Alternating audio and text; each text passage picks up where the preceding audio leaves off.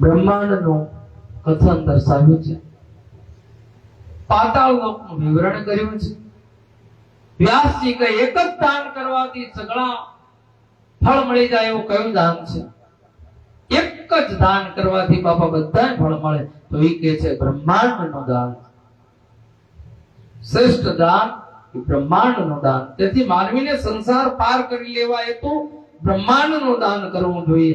આખા બ્રહ્માંડનું દાન કરવાથી માનવી જે ફળ પામે છે એ આ છે કે બ્રહ્માંડ એક જ હોવાથી સાતે લોકોને તે અધિપતિ થઈ રહે છે એમ માને. બ્રહ્માંડમાં બધું આવી ગયું. બ્રહ્માંડનું દાન કરનાર માનવી પૃથ્વી પર સ્થિર છે ત્યાં લગી સ્વર્ગમાં પોતાના સગા સનૈયો સહિત મનગમતા સ્થાનોમાં સુખદાયી બની રહે છે. એ સ્થિર રહે છે આ ભૂમિ ઉપર અને બધાની સાથે મળી શકે છે. છેવટે વિષ્ણુ પદને પામી બધું સુખરૂપ બને છે. વ્યાસજી કહે પ્રભુ આ વિશે થોડું વિસ્તારથી મને કહો, આમાં કઈ ખબર ન પડે. ત્યારે સનત કુમાર કહે છે હે પ્રભુ, એ જ્ઞાની મુનિ બ્રહ્માંડની ઊંચાઈ પહોળાઈ અંગે ટૂંકમાં કહી દઉં કે બ્રહ્માંડની ઊંચાઈ કેટલી, પહોળાઈ કેટલી અને ઊંડાઈ કેટલી. શિવ તત્વ કારણ રૂપ અવ્યક્ત વ્યક્ત તથા નિર્દોષ છે. તે કારણને લીધે બે પ્રકારનું થાય છે ત્યારે તેના થકી બ્રહ્મા ઉત્પન્ન થાય. શિવ તત્વની વાત છે. શિવમાંથી બ્રહ્મા ઉત્પન્ન થાય છે. એ બ્રહ્મા 14 ભુવનના રૂપ બ્રહ્માંડનું નિર્માણ કરે છે. એ બ્રહ્માએ 14 ભુવનનું નિર્માણ કર્યું છે. આ બ્રહ્માંડમાં નીચે 7 પાતાળો છે, ઊંચે 7 ભુવનો આવેલા છે. પાણીની વચ્ચે તે વસેલું છે તેથી ઊંચાઈ વિસ્તારની પણ અધિક છે. આપણે નથી કહેતા બ્રહ્માંડ 14 ભુવનનો નાથ. 14 ભુવન એ કયા?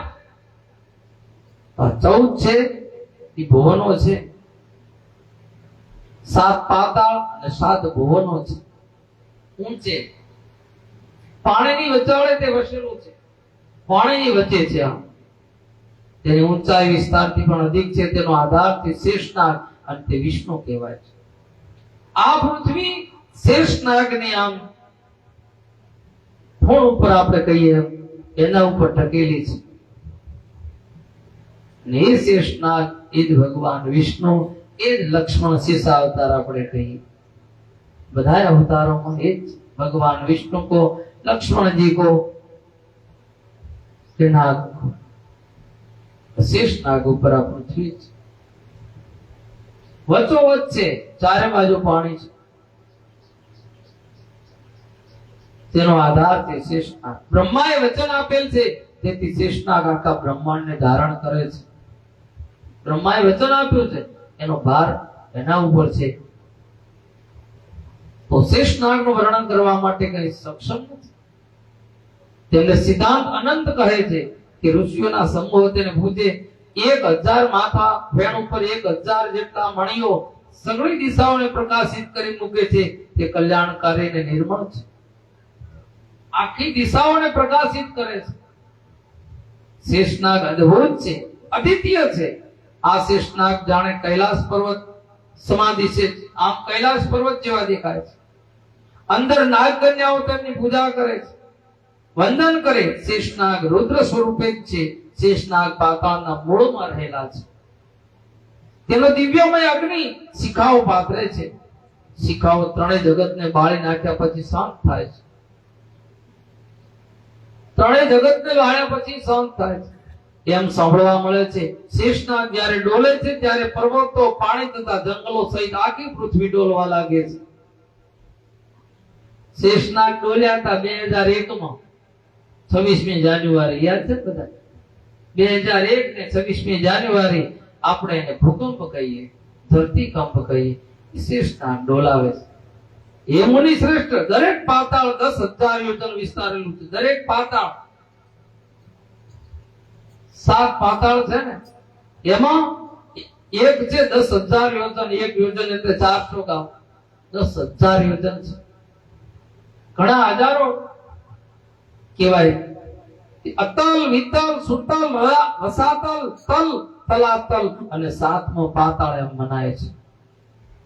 ફરી વખત કહું, અતલ, વિતલ, સુતલ, રસાતલ, તલ, તલાતલ અને સાતમો પાતાળ એમ મનાય છે. આ સાત લોક પૃથ્વીની નીચે વિદ્વાનોએ જાણ્યા છે. આ બધા પૃથ્વીની નીચે છે, વિદ્વાનોએ જાણવા. તે સાતેની ઊંચાઈ 2 ગણી છે. ત્યાંથી જમીન રત્નો તથા સુવર્ણમય, ત્યાં જ મહેલમાં રત્ન જડિત છે. એ બધા ત્યાં જડેલા છે અને બધું જ પૃથ્વીમાંથી નીકળે છે. તમે જોતા નથી? સોનું કઈ આકાશમાંથી વરસે? સોનું, ચાંદી, પિત્તળ બધું આબમાંથી વરસે? વરસાદમાં બધું ભૂમિમાંથી નીકળે છે. રત્ન જડિત મહેલો પણ અંદર છે. એ પાતાળમાં દાનવો, દૈત્યો, નાગોની જાતિઓ, મોટા નાગો, નાના નાગ, રાજાઓ તથા દૈત્ય પુત્રો રહે છે. આ સાતેય પાતાળમાંથી નારદજી પસાર થઈ સ્વર્ગ લોકમાં આવ્યા હતા. ત્યાંથી ત્યાંની સ્ત્રીઓ અતિશય ચમકદાર અલંકારો અને રત્નોથી ચમકે છે. આ પાતાળો હર્ષકારક, આનંદકારક છે. ત્યાં નથી સૂર્યના કિરણો, ત્યાં નથી ચંદ્રની રોશની. અહીંયા નથી સૂર્ય, નથી ચંદ્ર. ત્યાં કેવળ રત્ન અને હીરાઓથી ચમકે છે. હીરા માણેકના રત્નો પડ્યા એનાથી પ્રકાશ થાય છે. એના કિરણોથી પ્રકાશ થાય છે. ત્યાં પ્રકાશ રત્નમાલાના કિરણો છે. હીરાઓના, મોતીઓના અને સુંદર આરોગ્યપ્રદ ખોરાક આરોગ્ય છે. બધા મોહક છે. ત્યાં વિહંગો ઢવકે છે. કલરો માધુર્યપૂર્ણ છે. સદૈવ સંગીત રેલાય છે. મધુર ઘૂઘરારણ કે છે. ગીત ગુંજન થાય. તાલ સાથે તાલ મળે, થનગનાટ થાય. પાતાળના જીવો ખૂબ જ સુખ ભોગવી રહ્યા છે.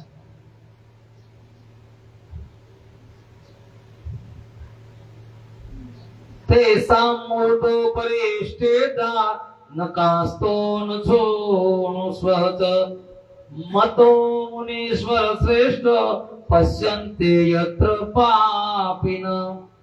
સનત કુમાર કહે, હે મુનિઓ, શ્રેષ્ઠ પાતાળોને ઉપર જે નરકો છે એ વિશે હું તમને કહું. પાતાળની ઉપર નરક છે. જે પાપીઓ પીડાય છે, રૌ, શુકર, રાગ, તાલ, વિરસન, મહાજવાલ, તપ્તકુંભ, લવણ, વિલોહિત, વૈતરણી,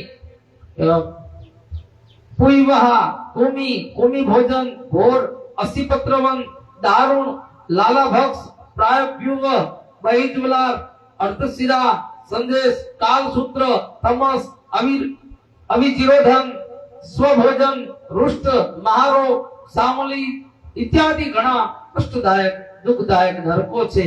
એ નરકોમાં પાપ કર્મ પરાયણ જે લોકો પીડા ભોગવે એ હું તમને ટોકમાં કહું છું. આજ શિવ પુરાણ જો કદાચ 9 દિવસનું હોય ને તો આટલું તમને સાંભળવા મળે. 9 દિવસની કથામાં મોટું મોટું બધું હોય. એ 9 દિવસમાં કથા પૂરી થાય.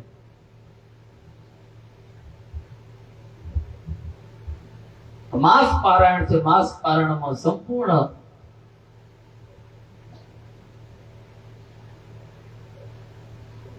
આખું પુરાણ જેટલું વિદ્વાનોએ આમાં રચ્યું છે એટલું આખું મહિનામાં પૂર્ણ થાય છે. જે બ્રાહ્મણ દરેક રીતે ખરાબ કૃત્યો કરતો હોય, જે બ્રાહ્મણ હોય છતાં ખરાબ કૃત્યો કરતો હોય, એ મોટી વ્યક્તિ પાસેથી દાન લેતો હોય, મોટી વ્યક્તિ પાસેથી દાન લેતો હોય, મોટું માથું હોય ને એની પાસે, ન ખાવાનું ખાતો હોય, બ્રાહ્મણ હોવા છતાં ન ખાવાનું ખાતો હોય, મોટા પાસેથી દાન લેતો હોય, સોમરસ અથવા સોમવલીનું વેચાણ કરતો હોય, રુધિર પુરોત લોહીના પુરવાળા નરકમાં જઈને એ ખાબકે છે. પરુ અને રુધિર હોય લોહી એમાં જઈને ખાબકે. કેમ કે એને નાના માણસને દરકાર્યો નથી, એનું દાન નથી લીધું. અને મોટો માણસ હતો એના દાન લીધા છે, એના વખાણ કર્યા છે અને ખોટો ફરક કર્યો છે. એવા આવા નરકમાં જઈને પડે છે. મધનો વિનાશ કરનાર, ગામને ભાગનાર માણસ વેતણી નદીમાં જઈને પડે છે. મધ માખી મારીને મધનો વિનાશ કરવો. ગામને ભાગવા વાળો એક માણસ હોય, આખા ગામને ભાગી નાખે. એવો વૈતરણી નદીમાં જઈને પડે છે. જેઓ પોતાની પત્ની પાસે વ્યભિચાર કરાવે, મદોબદ થઈ યૌવનના ભાગ ખેલે, પોતાની પત્ની પાસે ખરાબ ધંધા કરાવે, આજીવિકા ચલાવે, પોતાનું ઘર ચલાવરાવે, તેઓ કૃત નામના નરકમાં જઈને સબડે છે. એ નરકમાં જઈને પડે છે. જે માનવી અર્થ વગર વૃક્ષ પર કુવાડા મારે, જરૂર નથી તો ઘા કરતો જાય વૃક્ષ ઉપર, તેઓ કૃત નામના નરકમાં જઈને પડે છે. ઝાડને ગબડાવે તે અસીપત્રવન નામના નરકમાં જઈને પડે છે. મૃગોનો શિકાર કરનાર, આ ઝાડ છે ને એમાં જીવ છે. જીવ છે એટલે તો વધે છે. તમે નમે વધીએ ખાઈ નાના હોય મોટા થઈ એમ એનો વિકાસ થાય. દરેકમાં જીવ છે. મૃગોનો શિકાર કરનાર પારધી અથવા માનવ વહીન જ્વાલા નામના નરકમાં જાય છે. આચારથી ભ્રષ્ટ, જેની પાસે કોઈ આચાર વિચાર નથી, કોઈનું માન સન્માન નથી, એને જે આવે બધા એનાથી બધા નીચા, એ જ મોટો. ઘણી વખત કોઈને સન્માન ના આપી કે બધાને હરખા ગણે. બ્રાહ્મણ, ક્ષત્રિય અથવા વૈશ્ય ચોંડાળને ત્યાં અગ્નિ નાખે અથવા લાય લગાડે, અંતે નરકમાં જાય છે. જેઓ વટલાઈ જાય છે તેઓ સંદેહ નામના નરકમાં સરકી પડે છે. જે બ્રહ્મચારી પુરુષો કામ વાસનાથી યુક્ત બની સપનામાં સપન દોષની સ્થિતિમાં મુકાય, જેઓને પુત્રોને ભણાવ્યા ન હોય, તેઓ સ્વભોજન નરકમાં પડે છે. છોકરાને ભણાવો નહીં તોય નરકમાં. આપણે કહીએ ને છોકરો આપણે ન ભણાવ્યો, એ છોકરો કોને બોલે? પાડોશી ન બોલે. મારા મા બાપે મને ન ભણાવ્યો, ન હું અત્યારે કામ કરતો હોય. ભણાવે પછી ન કરે એનો દોષ નહીં. ન ભણાવ્યું અને તમે એને અભણ રાખી દીધું, એને ભણવાની ઈચ્છા હતી, તો એ પાપના અધિકારી છે. આવા અનેક સેંકડો નરકો છે જે લોકો પાપ કર્મ કરીને ભોગવે છે. એ વ્યાસ સ્વયંભૂ મનુએ મોટા પાપોથી મોટા અને નાના પાપોથી નાના પ્રાયશ્ચિત કરેલા છે. મનુને પણ ભોગવવું પડ્યું. હવે જંબુદીપનું વિવરણ કરું. અહીં દીપો કેટલા છે? સનત કુમાર કહે છે કે હે પરાશરના પુત્ર વ્યાસ, 7 દીપ વગેરે યુક્ત ભૂમંડળની અતિશય લાંબી વાત ટૂંકમાં વર્ણવી તમને સંભળાવું છું કે જંબુ, પલક્ષ, સામલી, કુશ, કૌચ, શાક અને 7મો પુષ્કર, આ 7 દીપ છે આપણા આ બ્રહ્માંડની વાત થાય છે આજ. કે આ બ્રહ્માંડ સાના ઉપર રચેલો છે? 14 લોક, એમાં નરકો છે, પાતાળ લોક છે, એમાં ઉપરની જગ્યાએ નરક છે. આ જંબુદીપ છે, 7 જંબુદીપ. એ 7 સમુદ્રથી વીંટળાયેલા છે. લવણ સમુદ્ર, ઈક્ષર સમુદ્ર, સુરા મદિરા સમુદ્ર, સપીસ એટલે કે ઘી જેવા પાણીનો સમુદ્ર, દધી એટલે દહીં જેવો સમુદ્ર, દુગ્ધ એટલે દૂધ જેવો સમુદ્ર અને જળ સમુદ્ર. આ બધા સમુદ્રોની વચ્ચે જંબુદીપ રહેલો છે. એ વ્યાસ જંબુદીપની વચ્ચે મેરુ પર્વત છે,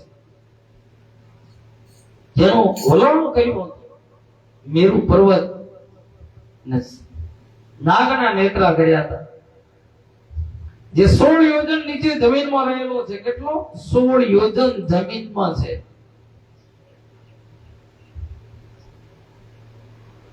જેની ઊંચાઈ 84 યોજન જેટલી છે.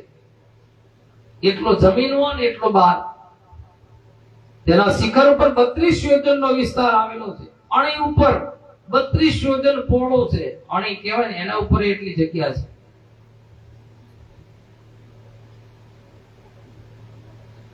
આ પર્વત જમીનની ઉપર રહેલો છે. તેનો વિસ્તાર મુક્ત ચોતરફ 16,000 યોજન છે. કળીના આકારે રહેલો છે. તેથી દક્ષિણે હિમમાન, હિમકૂટ, નિષદ 3 પર્વતો છે. તેની ઉત્તરમાં નીલ, શ્વેત અને શૃંગી નામના ખંડ પર્વતો છે. તે સગળા 10,000 યોજન લંબાઈ વાળા રત્નોથી યુક્ત લાલ કાંતિ વાળા. તેમની ઊંચાઈ 1000 યોજન છે. કેટલા પર્વતો મોટા છે! એ મુનિ, મેરુની દક્ષિણમાં હરિવર્ષ ખંડ આવેલો છે, જ્યારે ઉત્તર બાજુ રમ્યક ખંડ છે. તેની એક બાજુ એ મુનિ રીતે ભારત છે, તેની ઉત્તરમાં કુરુ દેશ છે. એક બાજુ આ ભારત જે આપણે બેઠા એ ભારત ખંડ છે. એમાંનો એક ક્રૂર દેશ છે તે દરેકનો વિસ્તાર પણ 9,9,000 યોજન જેટલો છે. તેઓની વચ્ચે ઈલાવૃત ખંડ છે અને તેના વચ્ચે મેરુ છે. ત્યાં મેરુની ચારે દિશામાં 9,000 યોજન વિસ્તારનો ઈલાવૃત છે. બધા મેરુ જેટલા જ વિસ્તારના ધરાવનાર છે. એમની જંબુદ્વીપ નામ વિશે તમે જાણો, અહીં જાંબુ થતા હોવાથી તેનું નામ જંબુદ્વીપ કહે છે. અહીંયા જાંબુ વધારે થાય. જાંબુના ફળ ઘણા વિશાળ તોતિંગ થાય છે, મોટા થાય છે. હાથી જેવડા ઈ ફળો પર્વતો પરથી પીઠ પરથી પડે છે, તેથી તે ચીરાઈને ચારે બાજુ પથરાઈ જાય છે. એવા ફળ મોટા. તેના રસથી જાંબુ નદી નામે પ્રખ્યાત નદીના કિનારે વસતા લોકોને પરસેવો, દુર્ગંધી, ગળપણ કે ઇન્દ્રિયોની પીડા થતી નથી. ઈ નદી એના રસની વહે છે, એના લીધે ગળપણ નથી આવતો, રોગ નથી લાગતા. આવા આયુર્વેદિક છે. એ મુનિ શ્રેષ્ઠ મેરુની પૂર્વે ભદ્રાશ્વ તેમજ કેતુમાલ નામે ખંડ આવેલા છે. તે બંને વચ્ચે ઈલાવૃત છે. તેની પૂર્વે ચૈત્ર રથ વન, દક્ષિણમાં ગંધમાદન વન, પશ્ચિમમાં વિભ્રાજ વન અને ઉત્તરમાં નંદન વન છે. તેમજ અરુણોદય, મહાભદ્રા, શીતોદ, માનસ નામના 4 સરોવર છે. દેવોને માણવા લાયક સુંદર સરોવર છે. આ દેવોને માણવા લાયક સરોવર છે.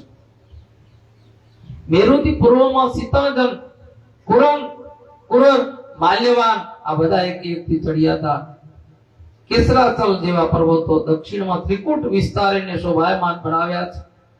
ત્યાં વનો, પર્વતો, નદીઓ ને ઝરણા મનોહર વહે છે.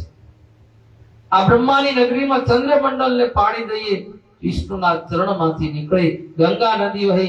એ નંદા ચારે દિશામાં સીતા, અલકનંદા, ચક્ષુષ, ભદ્રા નામે 4 ફાંટા પામી છે અને 4 ફાંટિયા છે. હે મુનિ, ઈ પુરુષ આદિ જે 8 ખંડો છે,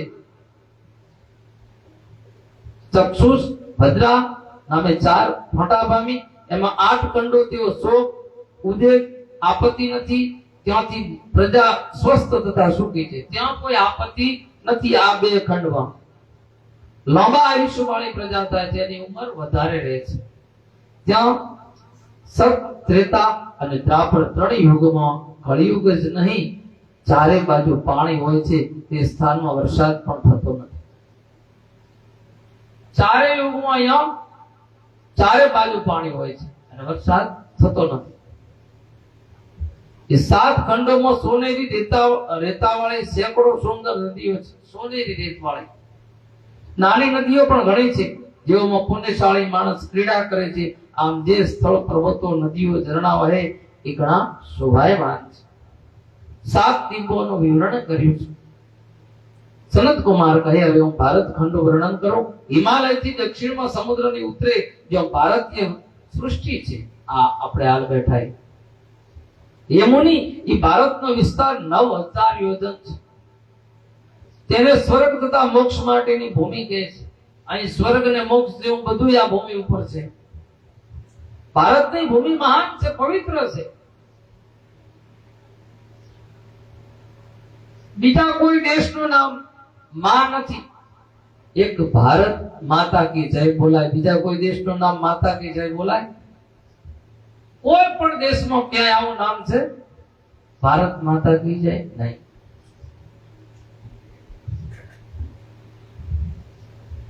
નામે ભરત ઉપરથી ભારત ખંડ પડ્યો છે. જંબુ દ્વીપે ભરત ખંડે સ્વર્ગ તથા મોક્ષ માટેની ભૂમિ કહી. તે ભારતના પણ 9 ભેદો છે. ખંડો હું કહું છું. ઇન્દ્રધૂમ્ન, કશેરુ, તામ્રવર્ણ, ગભસ્તિમાન, નાગદીપ, સૌમ્ય, ગંધર્વ, વારુણ. તેઓમાં 9મો દીપ તો સમુદ્રથી ભરેલો છે. 1,000 યોજનો છે. એમાં એકલા દરિયા છે, જેની પૂર્વમાં કિરાત અને દક્ષિણમાં યવન લોકો રહ્યા છે. તેની પશ્ચિમમાં, ઉત્તરમાં તપસ્વીઓને રહેલા જાણવા જોઈએ. ઉત્તરમાં બધા એની તપસ્વીઓ છે. તેની વચ્ચે ભાગમાં બ્રાહ્મણો, ક્ષત્રિયો, વૈશ્ય, શૂદ્રો રહેલા છે. તેઓ યજ્ઞ, યુદ્ધ, વેપાર તથા સેવા વૃત્તિથી આજીવિકા કરી રહ્યા છે. એ બધું ચાલે છે. એમાં મહેન્દ્ર, મલય, સહ્ય, સુદામા, વૃક્ષ પર્વત, વિદ્ય તથા પારી યાત્રા આ 7 પર્વતો છે. નર્મદા તથા સુરસા આદિ 7 અને બીજી હજારો મહાનદીઓ વિદ્યાતળમાંથી નીકળી ગોદાવરી, ભીમરથી, તાપી વગેરે નદીઓ વૃક્ષ પર્વતમાંથી નીકળે છે. તેઓ પણ પાપ તથા ભયનો નાશ કરનારી છે. આ પવિત્ર નદીઓ છે. એની વચ્ચે આપણે બેઠા છીએ. આપણો તો ભારતમાં જન્મ થયો ને તોય મહાન છીએ. ભારત દેશ હોય એમાંય પાછું ગુજરાત રાજ્ય. ગુજરાત રાજ્યમાં બનાસકાંઠા અને બનાસકાંઠામાં વાવ તાલુકો. વાવ તાલુકામાં ઉમેદપુરા ગામ ને ઉમેદપુરા ગામમાં શિવ કથા ચાલી રહી છે. કાંઈ જેવું તેવું છે. અને આપણે બધા ભાગશાળી બધા સાંભળીએ છીએ એનું મહાત્મ્ય. એમાં દુધેશ્વર મહાદેવની સાક્ષી, રામચંદ્ર ભગવાનની એ મૂડી ભારતખંડમાં 4 યુગ છે. બીજા દીપોમાં એ પ્રમાણે યુગ નથી. બીજા 7 દીપો છે ને એમાં 6 માં આવા યુગ નથી. ભારતમાં યુગ છે. ભારત એક દેશ એવો છે એમાં યુગ છે. ભરતખંડમાં હજારો જન્મો જેણે હજારો પુણ્યના ઢગલા કર્યા હોય એ જ માણસ કદાચ ભારતમાં જન્મે છે. જો આપણે બધા ભાગશાળી હજારો પુણ્ય કર્યા હોય, હજારો સત્કર્મ કર્યા હોય, એનો જન્મ આ ભારત ભૂમિ ઉપર થાય. આપણે તો ખોટા અમલ કહીએ છીએ કે હેરાન થઈ ગયા. હેરાન નથી ત્યાં. માણી લો, પવિત્ર છો. આ ભૂમિ ઉપર તમારો મારો જન્મ થયો છે. આનાથી વધારે શું પુણ્ય હોય? ઘણી વખત માણસ કંટાળે. કંટાળો ક્યાંથી આવે એ વાત કરો. આપણો કોઈ છે નહીં તો કંટાળો શાનો? જ્ઞાન નથી એટલે કંટાળો છે. સંસ્કાર નથી. કોઈ દિવસ કઈ ધર્મ કાર્યમાં જ્ઞાન નથી. હાથ આગો કર્યો નથી એટલે એને કંટાળો જ આવે. બીજું કઈ હુજે નહીં, એને ખોટું જ હુજે. જ્ઞાની પુરુષ હોય, સંસ્કાર હોય, સારી આવી કથાઓ ચાલતી હોય, એમાં જો સાંભળેલી હોય તો એને નક્કી થઈ જાય કે આપણું કઈ છે નહીં. મળ્યું છે જેટલી વાર રહે એટલી વાર આનંદ કરો, વાપરી લો. પાછળ છોકરાને કમાવો છે તો કમાશે, નહીં તો કઈ નહીં. કોઈના માટે કોઈ કરીને ગયો એ રહેશે એ વાત ખોટી છે. એના માટે એ કરશે, આપણા માટે આપણે કર્યું. આ તો પરંપરા ચાલ્યું આવે છે. લાખ યોજન વિસ્તાર વાળો તેમજ ચારે તરફ ગોળાકાર ધરાવે છે. આ ભારત, આ ભરતખંડ લાખ યોજન વિસ્તાર વાળો છે. અને ચારે તરફ આપણો પૃથ્વીનો ગોળો ગોળ કહીએ એવો ગોળ છે. જંબુદ્વીપ ખારા સમુદ્રથી ઘેરાયેલો છે. ખારો સમુદ્ર પણ 1 લાખ યોજન વિસ્તાર વાળો છે. એને વિતાઈને એનાથી 2 ગણા 2 લાખ યોજન ફલક્ષદ્વીપ કહેવાય છે. ગોમન, ચંદ્ર, નારદ, ચંદ્રોજ, સોમસન અને 7મો વૈભરાજ. આ 7 કુલ પર્વતો છે. આ સુંદર ખંડ છે. પર્વતોમાં લોકો વસે છે. ગંધર્વો અહીં વસે છે. અહીં વસનારા લાંબુ જીવે. ત્યાં હજારો નદીઓ છે, હજારો પર્વત છે. એ મુનીશ્વર ત્યાં 7 ખંડોમાં 4 યુગની સ્થિતિ હોતી. અહીંયા કઈ 4 યુગની સ્થિતિ હોતી જ નથી. સદાકાળ ત્રેતાયુગ જેવો જ સમય કાયમ રામ રાજ્ય છે. ત્રેતાયુગમાં શું? ત્રેતાયુગમાં રામ રાજ્ય હતો તો એ કાયમ રામ રાજ્ય જેવો છે. અહીંયા લાંબો ઉંમર વાળા માણસો જીવે છે. સાલમાં સામલલી દીપ વિશે સાંભળો. 7 ખંડો છે. તેમાં નામ શ્વેત, હરિત, જીમુત, રોહિત, વિકલ, માનસ. 7મો સુપ્રસન્ન. 2 દીપો વચ્ચે સાલમલી શિમળાનું કહેવાય છે વૃક્ષ છે. તેના પરથી દીપ સામલવી દીપ કહેવાયો છે. એમાં 7 નદીઓ હોય છે. કુશ દીપના વચ્ચે દર્ભોનું મોટું થોંભડું છે. આ દીપ ધૃતો સમુદ્રથી વીંટળાયેલો છે. દધિમંડોદક સમુદ્ર પણ ત્યાંથી બેવડા વિસ્તારમાં છે. પુષ્કર દીપમાં ઘાતકી ખંડ વિશે મહાવીર નામના ક્ષેત્રમાં નવરોધ નામનું બ્રહ્માનું ઉત્તમ સ્થાન છે. હે વ્યાસ, આ પૃથ્વી સર્વના આધારરૂપ, સર્વભૂતોના ગુણથી અધિક હોય, સર્વ જગતની ઈલા એટલે કે ધારણ કરનાર રહેઠાણ રૂપ છે આ ભૂમિ, આ પૃથ્વી.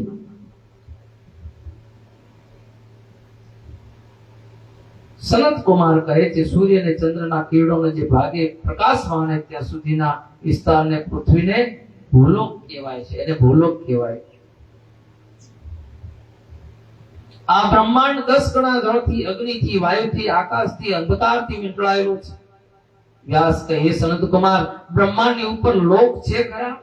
બ્રહ્માંડની ઉપર લોક છે કોઈ? સનત કુમાર કહે, હે મુનિ, બ્રહ્માંડની ઉપર લોકો છે. તે અંગે તમે સાંભળો, બ્રહ્માના લોકથી પણ વૈકુંઠ લોક પ્રખ્યાત છે, એની ઉપર લોકો છે. ત્યાં રહેલા વિષ્ણુ મહાક્રાંતિ દિવ્યત્વ છે, કુમારક લોકો આવેલા છે. ત્યાં સુશીલા નામની ગાય માતા છે. ત્યાં શિવજીની આજ્ઞાથી પાલન કરનાર ભગવાન કૃષ્ણ વસે છે. શિવલોક અદ્ભુત છે, તેમનો દેવો પૂજે છે. આ તમને મેં બ્રહ્માંડની કથા સંભળાવી. હવે શું સાંભળવા ઈચ્છો છો આગળ? તપ દ્વારા ધ્યાન, રટણ અને વર્ણાશ્રમની વાત. વ્યાસજી કહે, શ્રેષ્ઠ મુનિ સનત કુમાર, સદાશિવ ભક્તિથી યુક્ત એવા લોકો જે પાપી સંસારમાં પાછા ફરતા નથી, એની પ્રાપ્તિ મને કહો, એની પ્રાપ્તિ કહો. સનત કુમાર કહે, વ્યાસજી, તપસ્વીઓનું જે વ્રત છે એ તમે પ્રેમથી સાંભળો. શુદ્ધ ભાવથી સદાશિવને પૂજે તેમને કદી કષ્ટ પડતો નથી. શુદ્ધ ભાવથી ભગવાન શિવની પૂજા કરે એને કોઈ દિવસ કષ્ટ પડતો નથી. બ્રહ્મા, વિષ્ણુ, મહેશ હંમેશા તપમાં સ્થિર રહે છે. અમુક ઈચ્છાથી કે બળથી, ભાવનાથી જે તપ કરાય તે રાજસ કહેવાય. શરીરને અમુક રાશિમાંથી પીડિતને તપ કરાય તેને તામસ તપ કહે. છતાં તે ધાર્યું કરનાર તપ તો તે જ છે. અમુક રાશિમાં સૂર્યનું જવું એ સંક્રાંતિ કાળ અને દિન રાત જ્યારે સમાન થાય એને વિસ્તૃત કાળ કહેવાય છે. એ સમય શબ્દ રહિત એકાંત પ્રદેશમાં ત્રણેય કાળ ધ્યાન પ્રત્યાહાર દ્વારા થાય છે. ધ્યાન જ્યોતિ ઉન્મની ભાવ પાકે છે. અલંકાર, શંખ, વીણા, મદંગ, હાથી, છત્ર અને ચામડા સગળા ભોગના સાધનો જાણવા એમાં પરવાયેલા માણસ આસક્ત થઈ એમાં જ રાચેલો રહે છે. ભોગ કહેવાય. મનુષ્ય જીવન દુર્લભ છે. શિવ ભક્તિ થકી જીવન સાર્થક બને છે. આમ કોઈ પણ માણસને શિવની ભક્તિ થકી સાર્થક થાય છે. સગળા દીપોમાં ભારત ભૂમિ કર્મ ભૂમિ કહેવાય છે. આ બધા દીપ છે સાત, એમાં ભારત ભૂમિ છે એ કર્મની ભૂમિ છે.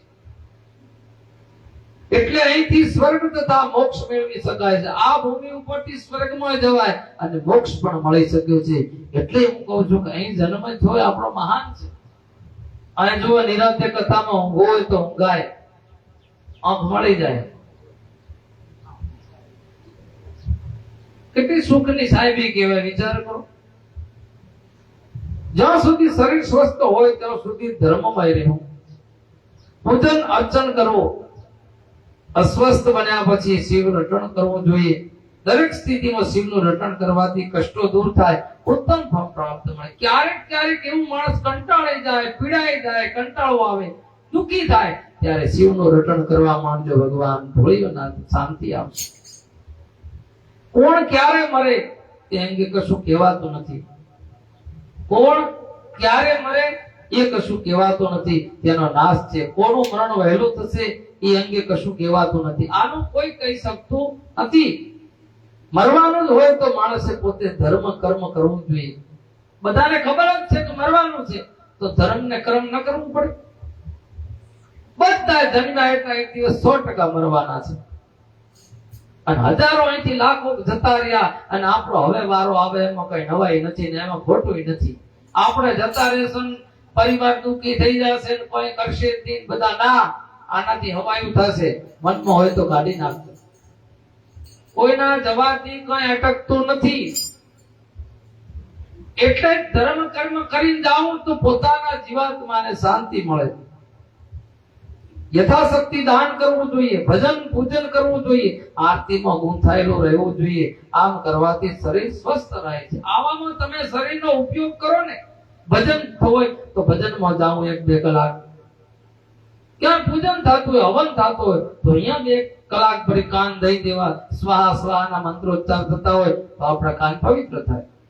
આરતી થતી હોય, મંદિરમાં આરતીનો સમય હોય તો દોડીને આરતીમાં આવતો રહ્યો. પણ ઘણા એમ થાય કે મંદિરમાં ઝાલર વાગી તો કે હવે વિયાવટાણું થયું, હવે એડો કરી. ઈ પૂજારી જાણે ને ભગવાન જાણે. જાણે અલાર્મ મૂકી દીધું, આરતી થઈ કે હવે ઉઠો. ઉઠવાની આરતી નથી થઈ ને ઉઠીને મંદિરમાં જા અને હોજે પાછી આરતીમાં દર્શન કર્યા. હે ભગવાન, તે અત્યારે આખો દિવસ મને શુદ્ધ ભાવથી જીવાડ્યો છે, બરોબર હું સખ્ત છું, હવે હું રાતે હોયરુની જવાબદારી તારી છે, સવારના મને સુરક્ષિત ઉઠાડ દે. ઈ કહેવા માટે ભગવાનને જવાનું. આ ભગવાનનો પૂજારી ઝાલર વગાડી, શંખ ફૂંકી અને આખા દિવસ દરમિયાન જે ગામમાં પાપ થયું હોય ને તો ઈ શંખ અને ઝાલર વગાડે ને તો ગામનું પાપ ધોવાઈ જાય. ઈ એનું કર્મ છે. પૂજા એની એટલી ખૂબ છે. પૂજારી મહાન છે. પૂજારી સવારમાં પૂજા કરે, આખો દિવસ ગામમાં કોઈની ભૂલ ચૂક આ ના થયું હોય તો ઈ આખો દિવસ દરમિયાન હોજે પાછી સંધ્યા આરતી પૂજા કરે અને એના ભાવથી ભગવાનનો શંખ અને ઝાલર વગાડે એટલે આખા ગામનો પાપ ધોવાઈ જાય. બાબા, એટલે તો આપણે એને રાખીએ છીએ. તો એને રાજીને રાખવું. ઈ આપણા વતી ભગવાનને કેટલો આદર ભાવ કરતો હશે. એ ભગવાન આ ગામને સુખ શાંતિ સાહેબી રાખજે એટલે ગામ પાસે હશે તો એને મળશે.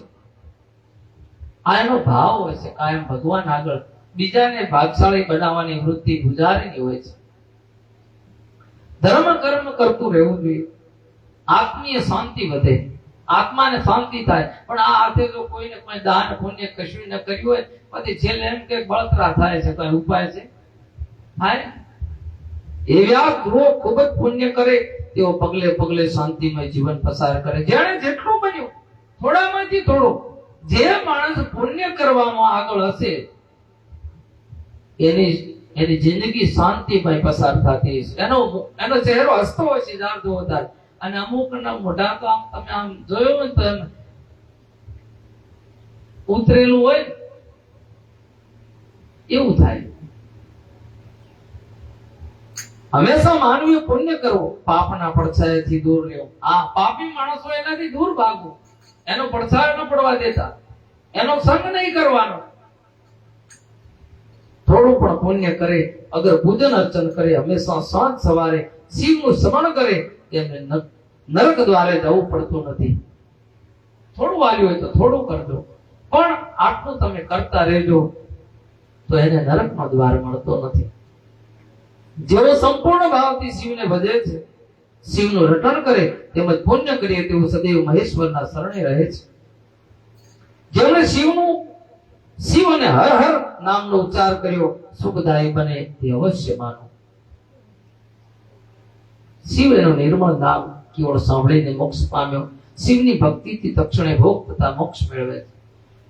મેં તમને પહેલા કીધું કે તમે મહિનામાં 1, 2, 5 મૌની વ્રત રાખો કે બોલવું નહીં આખો દિવસ. જો એક પહેલા મૌની વ્રત તો તમને માણસ બોલાવવાનો કોશિશ કરશે, ગમે તેમ કરીને બોલાવી લેવો. આ માણસ ધર્મ કાર્ય તરફ તમે વળો એટલે એનો વિરોધ ચાલુ થશે.